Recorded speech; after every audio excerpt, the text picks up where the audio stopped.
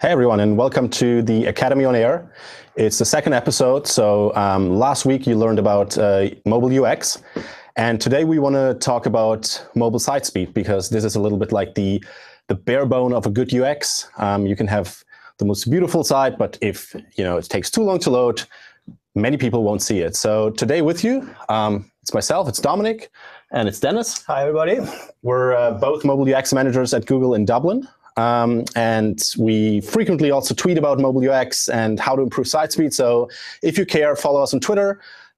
It's Dom Haberg or the Robotnik, the handles. So feel free to connect with us if you have any questions that we can't answer during this 1 hour session, then we're happy to do so on Twitter. And yeah, let's dive straight into the topic. Towards the end, we definitely have time for a Q&A. So should you have any questions, just type it away in the chat, and we'll all get the question together, and then we'll see which one we were able to answer in the next hour. So why do we talk about mobile speed? I'm pretty sure most of you still remember the pop-up that you see on the left, the dialing process when you were trying to connect to the internet back in the days. It was a very cumbersome process, and it took very long. And well, I think the biggest problem was it was annoying. You were just sitting there, you couldn't do anything. It's what you call passive wait, and that's something we experience today on the mobile web as well. Because the problem is that websites became way more sophisticated over the years, but unfortunately, many networks still don't provide the bandwidth for all the resources that we want to load. So, we have videos, we have large images, we have slideshows, we have web fonts, and everything looks really beautiful. But then what happens is you kind of get the experience you see on the right, where you just see the spinner, and it's basically the server is very busy trying to get all the resources on the screen. And for the user, it means basically you got to wait. And people don't like to wait, and it basically means that if you make a user wait for a long time, you will lose a lot of customers or potential customers. So again, what makes a good mobile experience? And it's sort of there are three components. So it's speed, so it's a fast site. It's a good user experience, a good design, appealing, and especially really understanding your customer base and what they want and what are their needs. And obviously, content is then what rounds it up. I mean, you probably all will understand that as no matter how many users you send to your site, if you don't provide them with with good content, high quality content, then you will still lose them. So yeah, as I said, today it's going to be speed. So we're cutting out design and content for now, and really focus on what can you do to improve the speed of your site, but more importantly, how can you even detect that there's an issue with the speed of your site? And I think a common misperception is that a lot of people think you need to be a developer to spot any issues, and you don't really have to. And today we're going to talk you a little bit through the topic of mobile site speed, and also how even non-developers can quite easily spot some issues with their site, and then sort of start resolving those issues. So yeah, that's the agenda for today. Dennis will run you through some, some slides on the importance of speed, and some benchmarks where you really understand why you actually should focus on it. Because we totally understand that you probably have a lot of priorities, and so you might ask, why do I need to focus on speed? And Dennis will provide you with some facts and figures, which hopefully make it an easy choice. Then we're touching on a few tools that help you to identify speed issues. We talk about some common problems, so that you have the tools, but then you also know what am I actually looking for, because it's not good to have a tool when you're actually not sure, well, what do I actually need to look out for, and possibly fix. And then we conclude the session with an FAQs, so please definitely ask as many questions as you like, and we'll try to pick them up, and just try to give you a well-rounded session. So that being said, I'll hand it over to Dennis with some benchmarks and some interesting facts. Cool, thank you very much, Dom. Yeah, just in general, to put this a bit more into perspective, we will that's what I do usually when I consult a mobile speed. I'll try to use metaphors because it makes the concept easier to grasp, I feel. So pretty much if you think of waiting on a mobile site to load, if you're a first-time customer, it's a bit like lining up in a store you've never been to. There's a long line and the line doesn't move. So there's no like real perception of like something is happening here. So this is, well, you can probably relate to this, the worst experience you can have if you want to try something new, I guess. And this is pretty much the same if I'm a new user coming to your site and I see a lot of white screen and nothing is happening. So chances are very high that I will leave there. Yeah, just to give you a bit of a real world example here as well. To back this up a little bit with stats, you might have seen that stat before. I think this is our go-to stat just because it's, well, the most crucial stat, I guess. And it is that you probably will lose out on 53% of your potential customers if your site takes over 3 seconds to load. This might be a bit different from vertical to vertical. I think it's especially true if you're in a high competitive environment, if there's a lot of, well, shops and stores out there who pretty much have same offers, then it's very crucial that you fast on the internet, that you have a fast website, because this will give you well some sort of unique selling point. So keep that in mind. And let's see a few other stats here. So this is basically what we've seen in a lot of analyses we did, what speed actually does to your site. So speed, if you have a slow loading time, it will increase your bounce rate. So just 1 second delay in your load time can increase your bounce rate by 8.3%. Of course, this also then ties back to your conversion rate. So it can decrease your conversion rate by up to 3.5%. Same goes, of course, for cart size and for page views. So I think to, well, give a conclusion to this, what it means is that speed and performance is not a nice to have. It is crucial for your business. At the end, it's your online revenue that you will lose out on if you have a slow site. So I think this is a very good argument you can make for your customers if you want to help them. For example, let's say you're an agency and want to help your customers. This might be a good selling point to convince them to, well, improve their site. Or maybe you have to talk to C-level. Maybe you're a developer and you want to convince some C-level or some marketeers and say, hey guys, this is important because, well, usually what we see developers are used to think in performance and speed. Or it might also be interesting as a marketeer as well. So I think this gives you an idea of how important speed actually is in terms of user experience, but also for your own business and for your online revenue.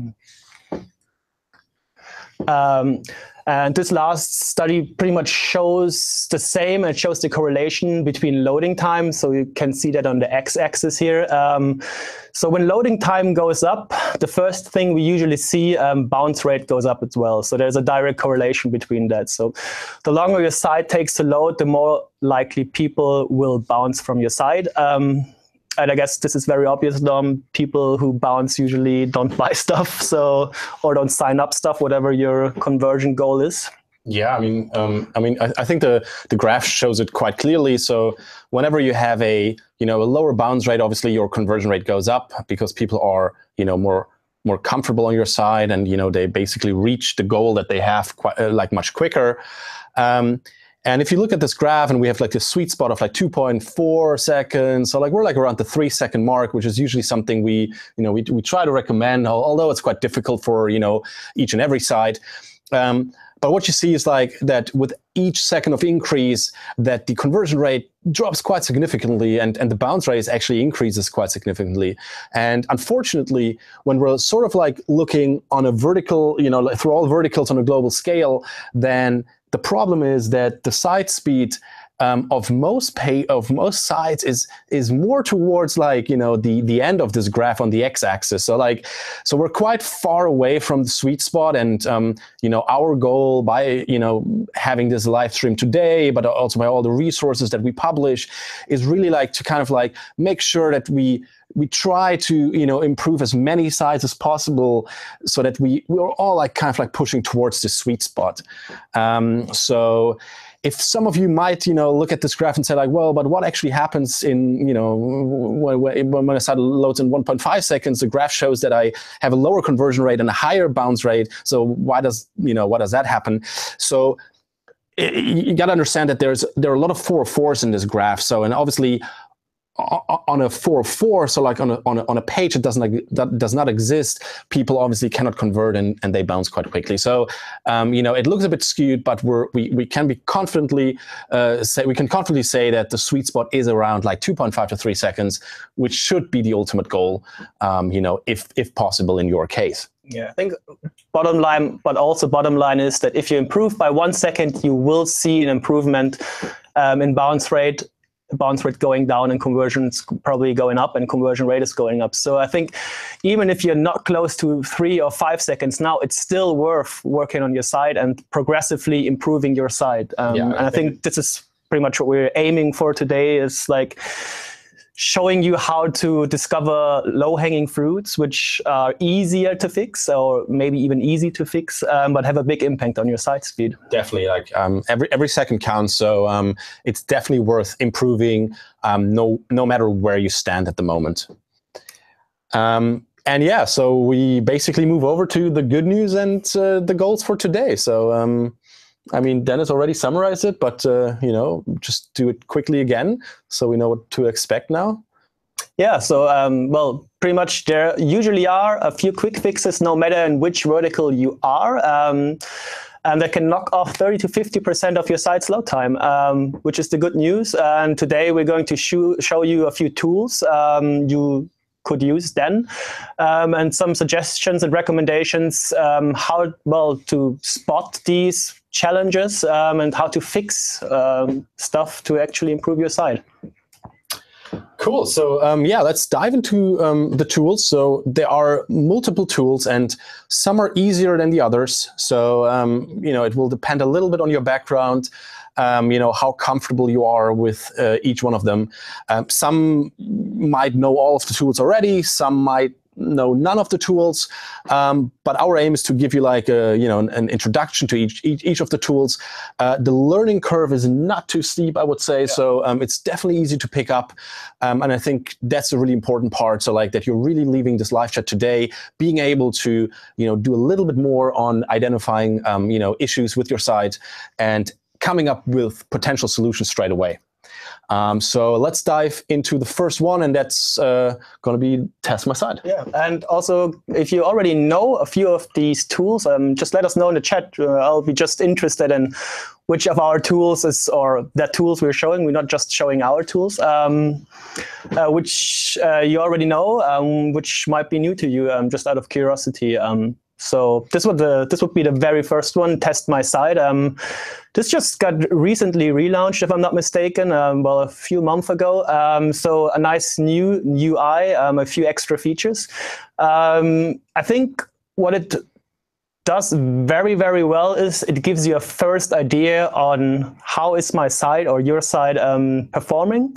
It also compares it to your vertical, which is really cool. This is one of the, well, main questions I get from my customers is like, okay, this is interesting, but what about my vertical? How does it look in retail? What about so and so? So this is the interesting part. And also it estimates the revenue you potentially lose out on if you not speed up your site. So I think the best use for Test My Site is definitely to use it as a conversation starter. So it could be you as a marketer start a conversation with your developers. Also the other way around, it could be you as a developer showing it to your marketers and to a C-level. I'd say in general, it's less technical than a few other tools we're about to show. But it gives you a good first idea, and it's a great conversation starter. And it already also focuses on the low-hanging fruits, which, and this is like going ahead a little bit now, is usually images. So image compression and general compression are low-hanging fruits that are easy to fix and usually can really scrape off quite a few seconds of your site's loading time. Yeah, and I think one thing that's important to mention here is that Test My Site is powered by webpagetest.org. You see it on the screenshot. Maybe it's at the bottom. You can read it. And the reason to mention that is because when we actually test mobile speed, we test the site speed measured over a 3G connection. So, some of you maybe, run a test on your site and you say like, well, I'm not, I don't fully agree to the findings because when I just test it on my mobile right now, it's much, much quicker. Just remember that probably when you test your site, you're probably in your office or your living room, connected to the Wi-Fi, and obviously over Wi-Fi, everything is lightning fast, right? But, a mobile user is often, on the go, whether it's on the bus or, on the way to work or, walking down the high street shopping. And typically what happens is you're not having the fastest connection. Suddenly bandwidth is reduced, and a site that loads within a second on a Wi-Fi network suddenly takes 4, 5, 6, 7 seconds to load. So just important to remember that whenever we talk about mobile site speed and how to improve it, we're also basically basing everything on a 3G connection. And I think that's quite important to point out here.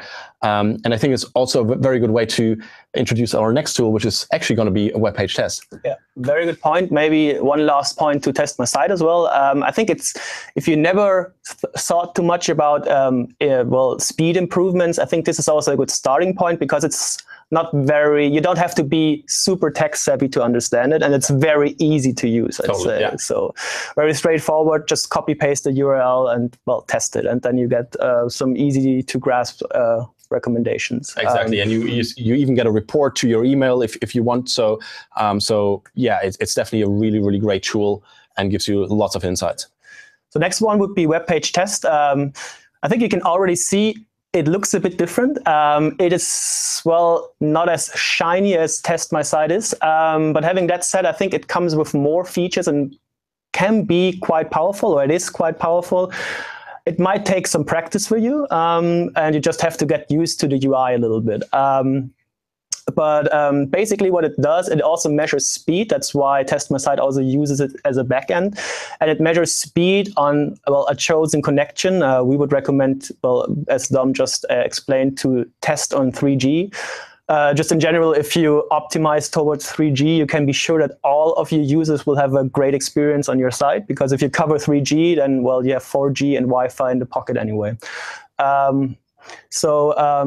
This is a few steps you need to do there to get like a first report. So, of course, enter your website's URL that you want to test.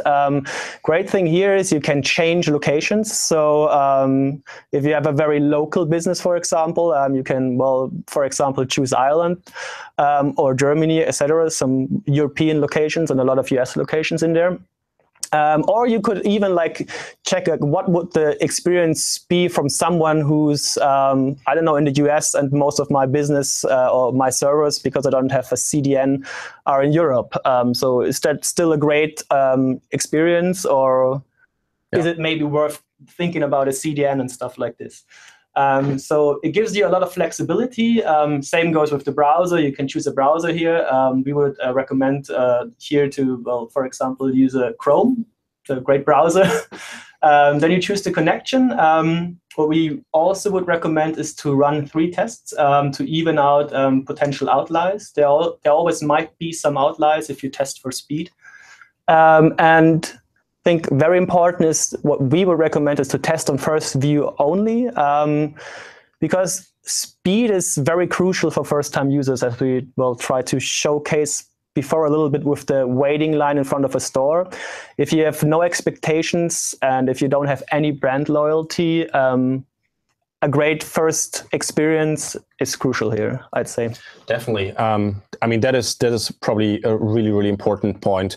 The second point would be that typically the second visit is much quicker anyway, because you have a lot of resources already cached. So you don't actually experience the problems where you kind of like have to download a large JavaScript library or some web fonts or some CSS, because you're a second-time user. It's in the browser cache unless you cleared it.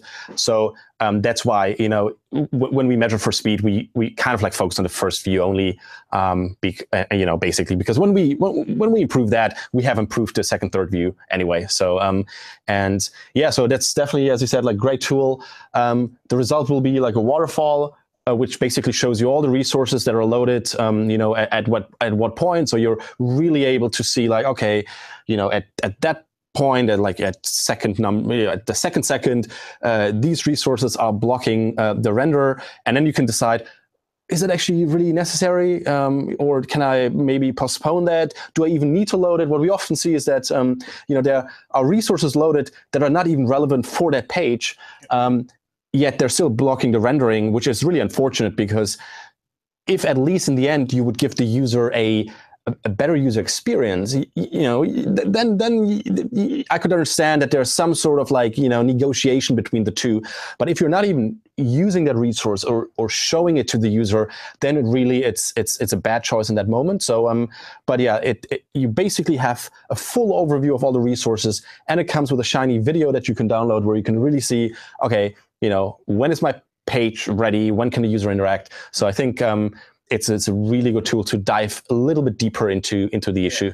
I'd say especially the video is a really, really nice, cool feature. Well, I had experiences where I consulted customers, and it was a bit of an eye-opener, because you're just not used to test your own site on 3G, and all of a sudden you see your own site rendering, and I'll tell people, this is how your site renders on a 3D network, and they'll be like, oh my God, that is not very fast. Definitely. So the easiest test is probably when you're somewhere like on the go, just take your phone and try to buy something on your own site. That usually gives you a first indicator if you provided a good user experience or not. So that would be probably the second tool that we would recommend in terms of speed optimization. Yeah. And so let's dive into the third tool, which is Chrome Developer Tools. Probably a lot of you have already heard of that. It's built into the Chrome browser. So it gives you almost as much as web page test, just in a slightly different format, I would say. So let me just run you through the steps that you need to take in order to test your site under real-world conditions. So first of all, you need to open the DevTools, and you can do that on a Mac by going to View, Developer, and then selecting Developer Tools, or you can on a PC simply do the command Control Shift and I, and on Mac you can do Command R, and it will pop up. So then you get a screen that looks like the one on the left, which is the Developer Tools, where you can now play around a little bit. So the first thing you need to do, because we're talking about mobile sites, is you actually need to simulate a mobile browser. So you're clicking this little icon where it says number 2. You're clicking on that. And now you're able to select a variety of different devices. So in this case, we chose the Nexus 5X, but you're able to choose the iPhone 6 or the iPad. So it's totally up to you which device you want to test on. And then basically it shows your current page. For this example, we took the Google Keep landing page. It shows it, how does it actually look on a mobile device. Now, that is just right now the layout. So you could already spot potential issues with the layout, but you don't know much about speed yet. So now you need to do a few more things. So the next step would be, which shows as number 3, is you click on the camera icon, which allows you to also take a video. And as Dennis already said, the video in web page test is actually, a really cool feature. So like, it's also really cool in DevTools, because you can actually see what is shown on the screen at any point almost. And now what you want to do is what's shown as step number 4. You want to disable the cache. By disabling the cache, you basically do nothing else as than simulating the first-time user. So you avoid that any resources are already in your browser cache, and you just pretend that it's the very first time you visit your own site, which usually it wouldn't be. So you just make sure that there's nothing in cache. And now, and that's probably the most important step to do, is you need to throttle the connection bandwidth, because obviously, if you just keep it as it is and you test it over Wi-Fi, you would probably have the outcome and say, well, my site is already super quick. I don't have any issues. So important that you throttle it to, like, for example, the good 3G connection to simulate the real world.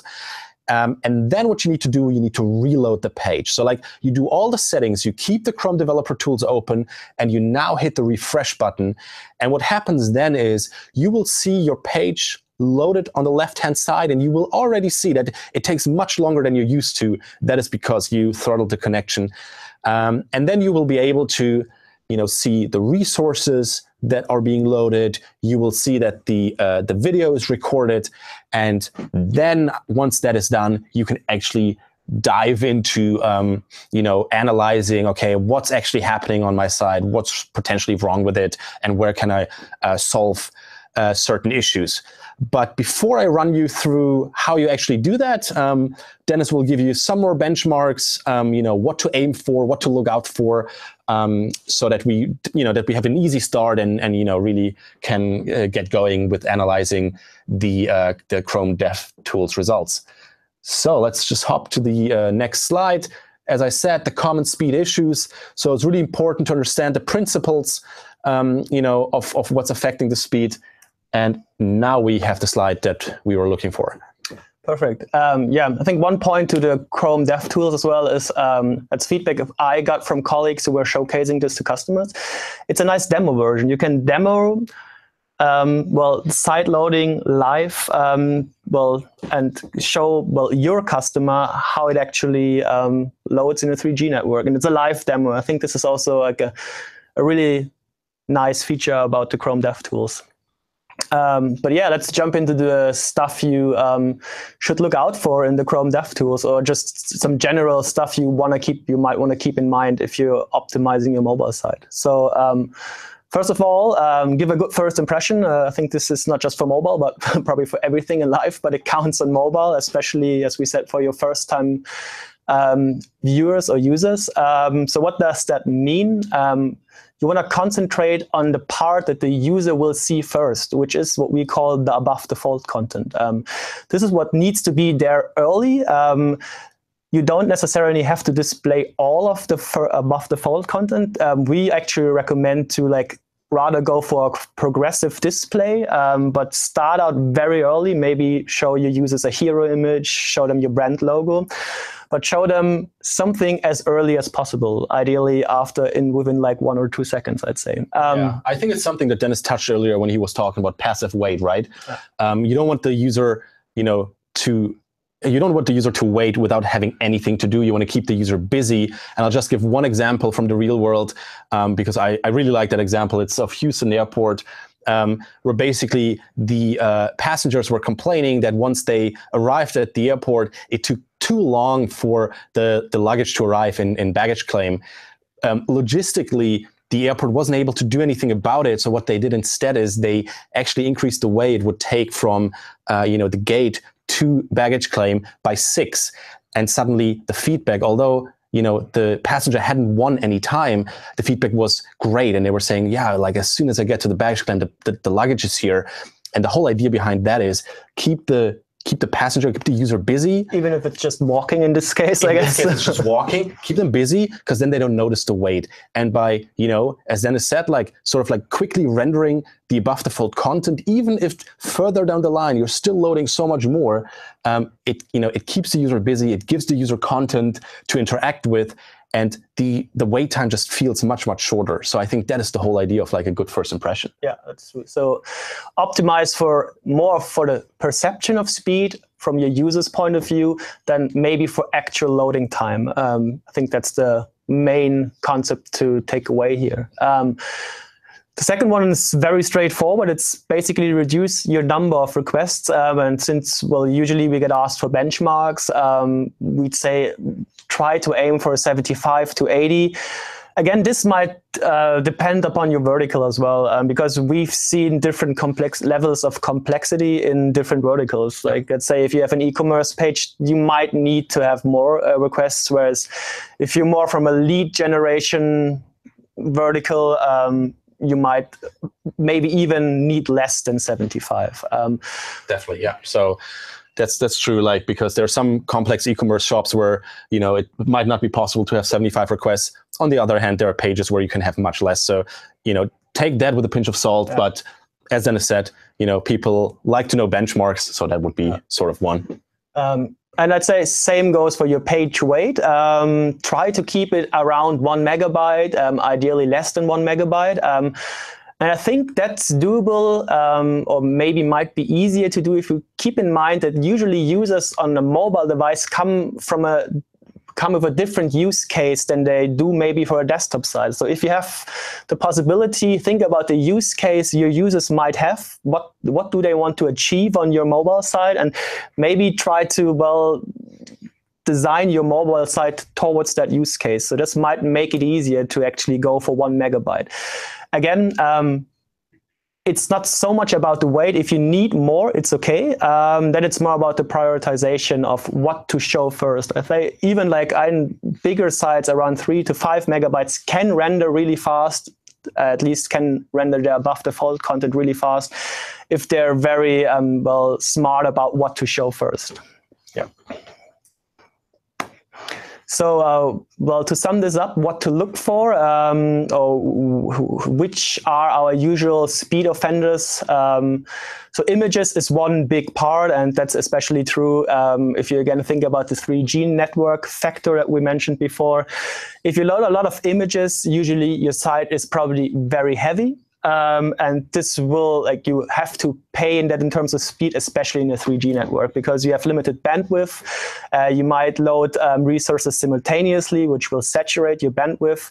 So this is probably the #1 speed offender we see is images. And it makes up a lot of the page weight on average. So I think first thing to do here, a quick win would be always compress your images. Be smart about, do I need all these images? There is certain techniques to decide which images you really want to show. Don't just hide your images on mobile. If you don't need them, well, your user shouldn't load them, I guess. The other one would be fonts, and I think Dom touched upon this in the intro a little bit. Fonts, custom fonts can also be very, very huge, and it takes a lot of space. It takes up a lot of space, and there are certain techniques where you can asynchronously load your fonts. I think that's a pretty good idea in most cases, at least on mobile. I think Dom will show you a little bit how to spot fonts in a waterfall in a bit. Well, in general, resources, try to reduce your resources, and with that, try to reduce your server response time. I think this is actually true for all connectivities. If you have a very long server response time, a very long time to first byte, you might be even slow in a 4G network, which is not ideal by any means, because then, well, even if all your customers would come from a 4G network or be in Wi-Fi, which is unlikely, but even they would have a pretty bad experience if you have a long time to first byte. I think, as we said before, prioritize above default content and try to optimize towards speed perception from a user's point of view. And then last but not least, I think this is probably one of the easiest fixes, but we see it quite a lot. Redirects will add to your page load time, and it's very easy to fix. Just identify redirects that you don't need and remove them. This is very, very straightforward, I'd say.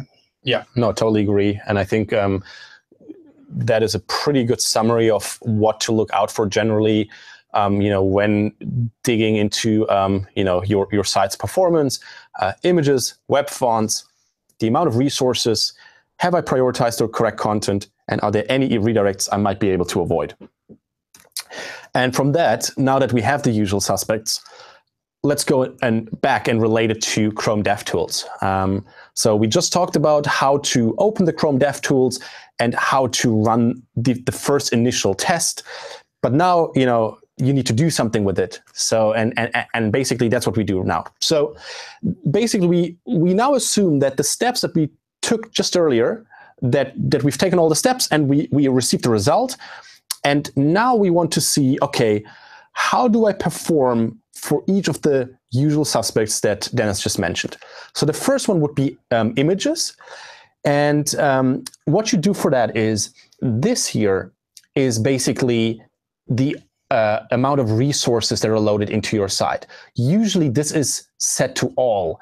And what all means is that all resources are shown. So whether that's a JPEG, a PNG, a CSS, a JavaScript file, a video, anything that is classified a resource in your document will be shown there. Now, on large sites, that can be, quite overwhelming, and you might say, oh, I don't know actually what to look out for. That's too complicated now. Great thing is you can actually sort it.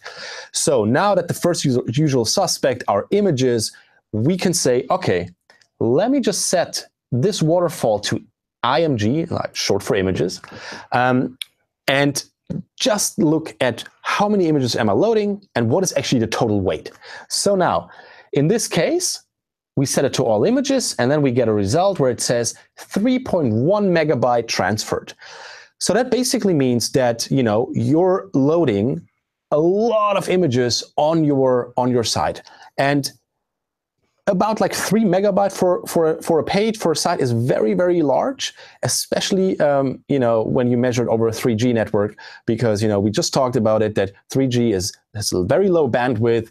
Usually you have 6 concurrent connections, so like you don't even get the full bandwidth for one resource. You have to split it among 6, so you get even less. And you can obviously just think about how long it will take to render this page and render all the resources. So now, when you do this, you spotted this and you say, okay, I identified I have too many pictures.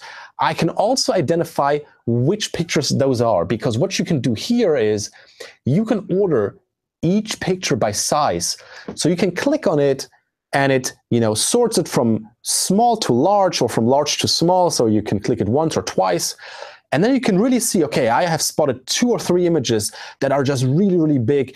And that's basically a starting point where you can, go to your developers and say, hey, I just tested the site. It seems to be very slow on 3G.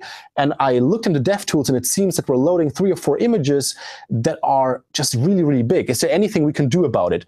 Or maybe you spot an image where you say, hey, that's actually an image we don't even show on mobile. Like, do we need to load this on desktop? Or we have seen where promotional images were, forgotten on the page. It was something from Christmas, and but now it was summer, and people were not even aware that this image was still being loaded. So that's a good starting point, to go to developers and say, okay, we have an issue here. We need to reduce this as much as possible. What can we do? And then hopefully in a good and fruitful discussion, you together with the developer can come up with a solution to this. And as it is the usual suspect number 1, you will already see a significant improvement in terms of your site speed. Now, once you've done that and you potentially fix this, or you say, well, actually images in my case is not an issue, then you can move forward to the suspect number 2, which would be custom fonts or heavy custom fonts. Because the problem with fonts, whether it's web fonts or custom fonts, is that they are pretty, but they're also pretty slow. So if you think about it, a font comes with at least 2 resources. One is going to be a CSS file, and a second is the actual font file. What's the problem here? The problem is that CSS is render blocking. So like the browser says, I need this to actually build the document object model. And so it blocks the render, and render blocking just means the screen is white. And then you need to download the font file.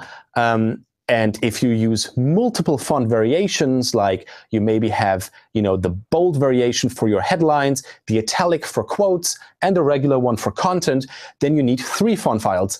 And in this example, it would, if you look at the font file size, it's going to be 150 kilobytes, 150 for the second, and if you have a third, it's going to be another 150 kilobytes. So you're already loading 0.5 megabyte just for fonts. Just as the images, to get an idea of which fonts am I actually loading, you can just hit the font icon here, and it will sort the waterfall and show you just the fonts. Now, once you spotted this, there are certain things you can do to improve it. Of course, you can always compress it with gzip. If you don't know what gzip is, just speak to your developers. Usually it's enabled on the server by default, but there's, the developer team will definitely know what to do in case the web font or the custom font is not gzipped. But I think it's worth mentioning that it's very easy. This is not really a developer effort, is it? Or a developer has to do it, but usually it's enabled on the server by default. However, the one thing you can do to make it even quicker is to use a system font.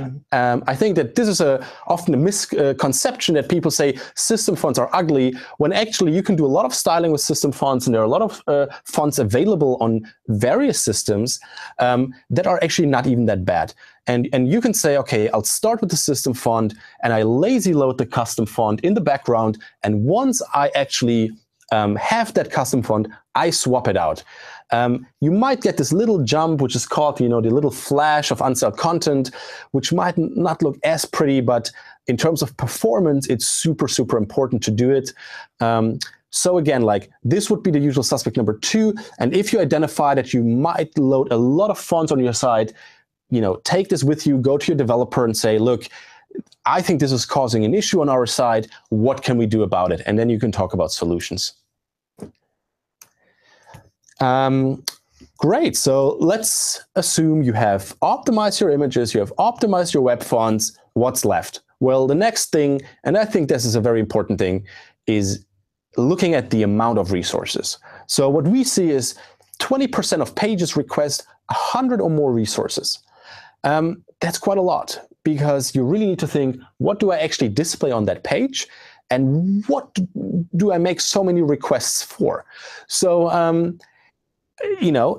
just click on all. So because you want the total amount of requests. So you do this here, and then you just look at this number down here, and this will show you the total amount of requests for that page. And if that shows something above 100, or maybe even above 200 or above 300, we've seen it all, definitely have a meeting with your developers and just chat about what causes this vast amount of resources and what can we do to minimize it.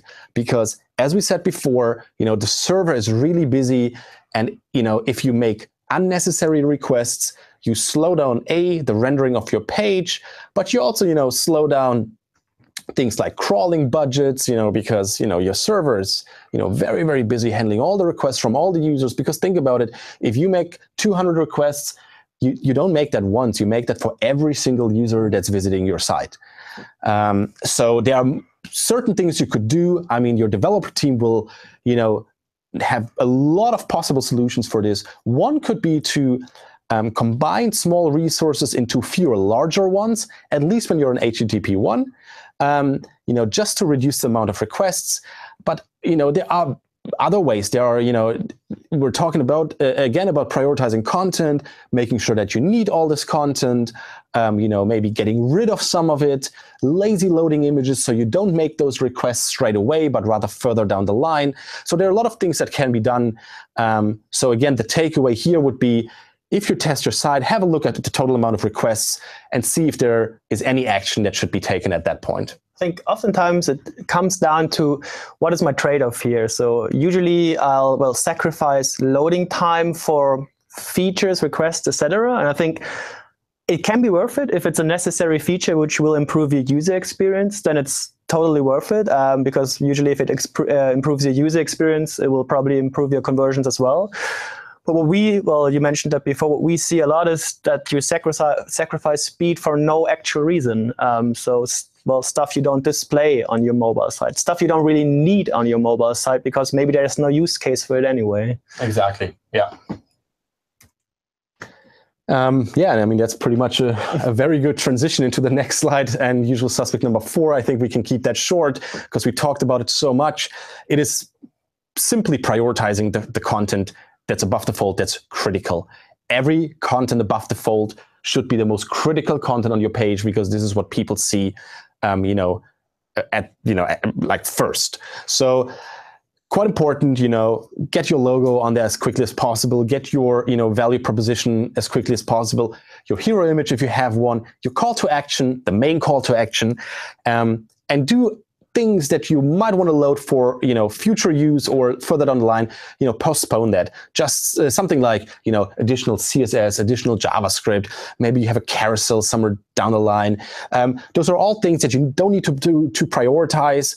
You really focus on the stuff that is critical, so that we can display, this content as quickly as possible. And then you should be good. So again, when you're looking at your site and you look at the resources and you do find a lot of things that you feel like are not quite as important, again, have a chat with the whole team, including your developers, and just see how can we slightly restructure our page to really focus on things that matter. And to conclude this, and Dennis already mentioned it a few minutes ago, last but not least, usual suspect number 5, the redirects. So we see that a lot. 20% of pages have, 2, 3, 4, up to 5 more redirects. A redirect is something like you send the user to your site, let it be example.com, but then the server makes a redirect to m.hello. or m.example.com or example.com/home. And this is something that can be easily avoided. So, for example, when you're in AdWords, you can actually specify a specific mobile URL. So if you have the final URL as www.example.com, you can say, well, actually, for mobile, go straight to m.example.com. Because what happens if you don't do that is the following. Just imagine you're trying to look for something. And, maybe your friend says it is in the kitchen. And then you walk into the kitchen and you realize, oh, actually, no, it's not there. It's in the living room. And then you walk out of the kitchen into the living room. You lose time while you do this because you first go to the wrong place. And that's sort of what redirects are. You send the user to the wrong place and the server decides, or the server knows because you told the server, hey, hold on a second. I'm not supposed to send the mobile user to the www subdomain. The user should go to m. And then the user gets redirected. Problem with redirection is that you do a lot of the work twice, and you really don't want to duplicate the work. And especially what it means for the user is that, another half a second, another second delay.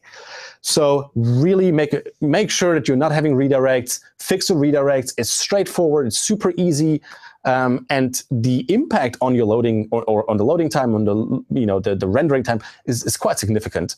So this is, I think, the last thing to look out for you. And I feel like with those 5 things, you have a pretty good base to start the discussion with your developers. And so to just summarize it up, Dennis will just run you through it again. So you kind of can take that slide home and say, like, okay, that's exactly what I need to do now. Yeah, I think this is, there you have some benchmarks. I think we don't have to read everything out here, but to give you a few benchmarks, you can orientate yourself upon. As Tom said before, always think about taking it with a pinch of salt, depending on your site and how complex your site might be. But this is some general guidance, I guess, you can use. Exactly. Yeah, that's. I think, you can always go back to the video to have a look at, what you should aim for, and take this as a conversation starter. So great. I think as a takeaway, important, know where you stand. To do that, you can, use various tools.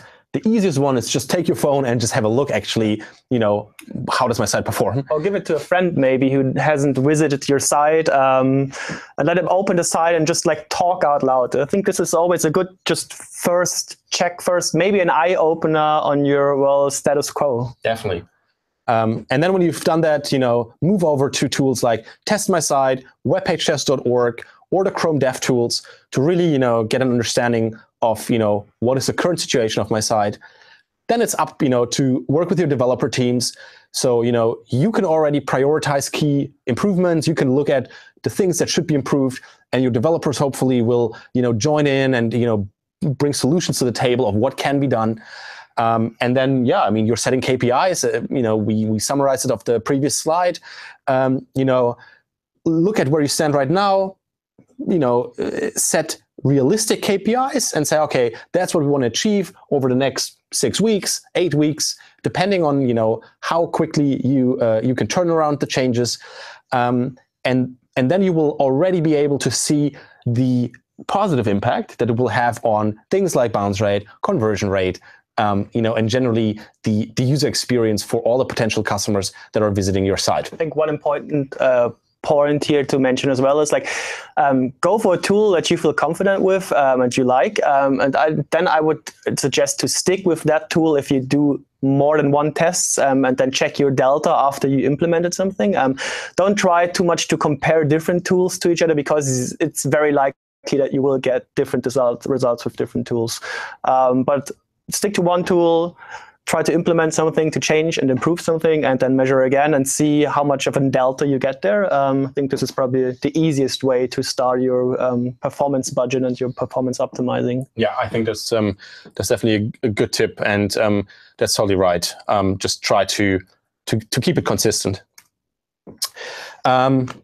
And yeah, I mean, I think we made it just in time, so we got about 11-12 minutes left for the Q&A session. So let's just have a look at the questions that we've got in so far. And we got one question, which is, one of our sites uses WordPress with AMP, W3 caching directive to public, yet all tests say use browser caching. Why? That is quite a difficult question to answer right now, because we would actually need to look into where this could come from. This is quite hard to answer without having any sort of insights of what's happening or having seen any test results, unfortunately. Yeah, depends probably a little bit on do you have more information on which resources are not cached? Because sometimes it's small resources that you don't cache, but it doesn't matter too much actually. So still a few tools come up with warnings, but I think it's fair to ignore them. So let's probably try to look up which resources, which items are not cached, I guess. If you can get more insights on that, might be a first way to tackle it. Definitely. I mean, as I said at the beginning, we're quite active on Twitter. Shoot me a message or something. We can maybe have a deeper look into it, and hopefully kind of getting you a better answer than at the moment. If there are any other questions, please do it now, because we have about 5 to 10 minutes. So definitely get it out there now. Looking at the next one that actually just came in, please explain above the fold content. I'm unfamiliar with the jargon. Sure. Do you want to take that? Yeah, sure. Yeah. Above the fold content is the content your user sees first. It's pretty much, if you load a site, that's the first screen. You can also call it the first paint, which is within the viewport that your user will see. That's pretty much what we call above the fold content. Everything else you can call the below the fold content. It's just important that you concentrate on what your user will see first, because, well, that's probably the most prominent spot on your site. And the most important stuff should be there. Cool. So the next question, do you guys advise Google Fonts directly or saved in the FTP and then loaded in? So I think that's a really good question. It sort of touches a little bit what we talked about earlier. Generally, whether it's a web font, a custom font, and Google Font is a web font, you still make the extra request, and you still sort of delay the time your content is actually visible. So you get this flash of invisible content. If you use Google Fonts, however, I would recommend using it from the Google server, because there are some very popular fonts in our library. And the great thing is that you can make use of cross-browser caching. So if you think about fonts whether it be Roboto or Open Sans, fonts are widely used, the chance that a user that comes to your site has already visited a site before that used the same font is quite high. So if that's the case and you're actually loading the font from our servers, then in this case, the font would be cached. However, if you actually host the font yourself, then the browser cache would not recognize that font and would start downloading that again. So, the short answer is I would recommend to use it directly. The long answer is, even if you use a Google font, you can still work with lazy loading. So you can still say, okay, hey, I'll first do like a system font and I'll load it in the background. And once I have it, I swap it out. So I think, that's the long answer to it. And I hope that sort of answers the question you were asking. Great. So let's have a look at some more questions here. Next one is a bit tricky, I'd say. It's like we have a video on the homepage. What would be the max size recommended? I always struggle a bit with giving max size recommendations. In general, from a user's point of view, I would say, is that video, well, first of all, do you have it in the above the fold content? And if yes, is it really necessary there? Oftentimes, it depends on your business and your homepage, of course. Oftentimes, I would say it's not necessary on mobile. So it might be a good idea to not have it in the above the fold content, as in the below the fold content. And I mean, then you don't really have to load it in the beginning anyway. Yeah, I think with videos, it's always a bit tricky. It's kind of like this rich content that's really cool. However, it's very resource heavy, obviously. So one thing that I can always recommend with videos is to actually lazy load them. So a good way to doing that would be that you say, I have a thumbnail that looks like a video. You have like the little play button on the thumbnail. However, you don't actually load the video until someone clicks it. So the great thing about that is that you only load this resource for the users that actually want to interact with the resource. So you have a lightning fast experience, and if someone clicks on the link, on the little image, then you load the video into your site. So that's usually a really good way to optimize it. There are lots of tutorials out there how this can be done. It's very straightforward too. So it's nothing complex, and in terms of performance, that's what usually works pretty well. Let's have a look at some more questions. I think one is here, benchmarks for desktop. Again, benchmarks.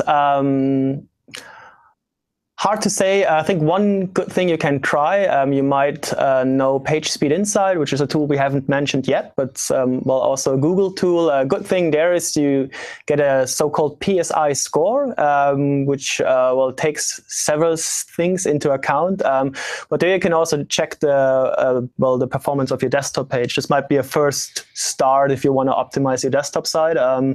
Keep in mind, usually desktop sites, you're in a Wi-Fi and you're in a way more powerful machine anyway, so it's not as crucial to, it's still crucial, but maybe not as crucial to optimize your desktop site than it is to optimize for mobile, I guess. Yeah.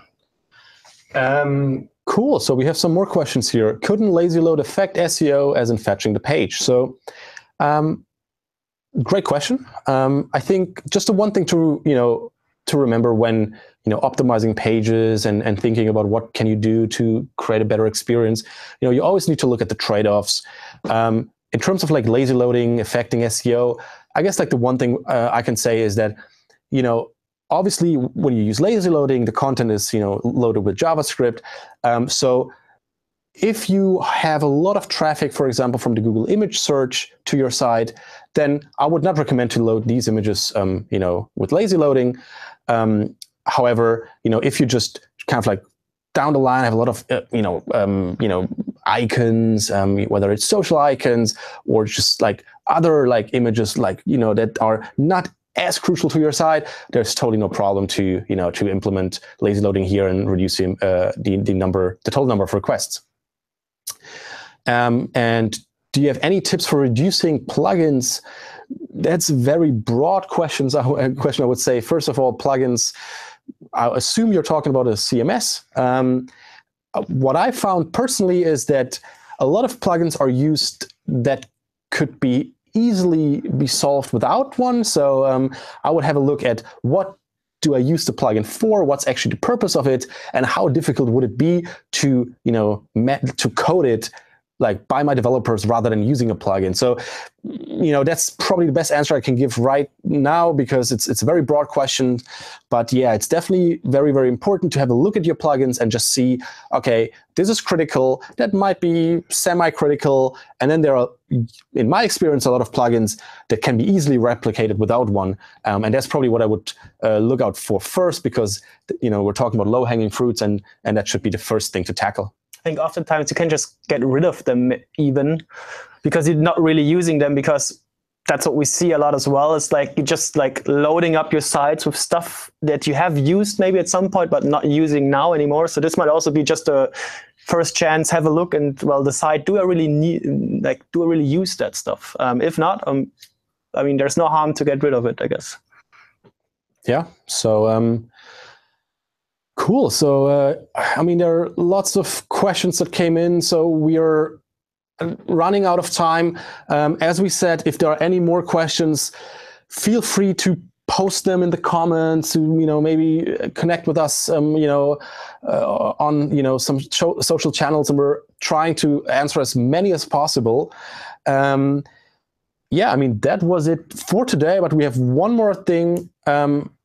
That's actually just one last one that came in that we're just picking up. How important is Google AMP implementation? I mean, Google AMP is great. It's not a new technology. It has a very low learning curve. It's basically just a bunch of best practices. So it's definitely a great way to improve the site speed or even the speed of certain pages.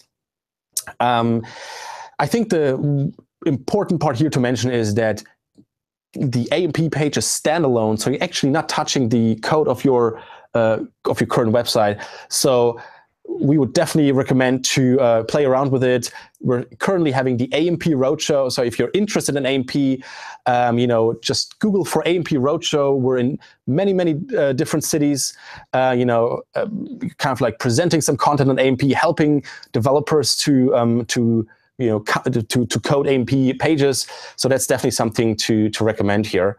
And last but not least, of course, we also want to point you towards a new series that we do, which is called the Hackathon on Air series, and Dennis probably has some more information on that. Yeah, so you just get the link in a second on the slide as well.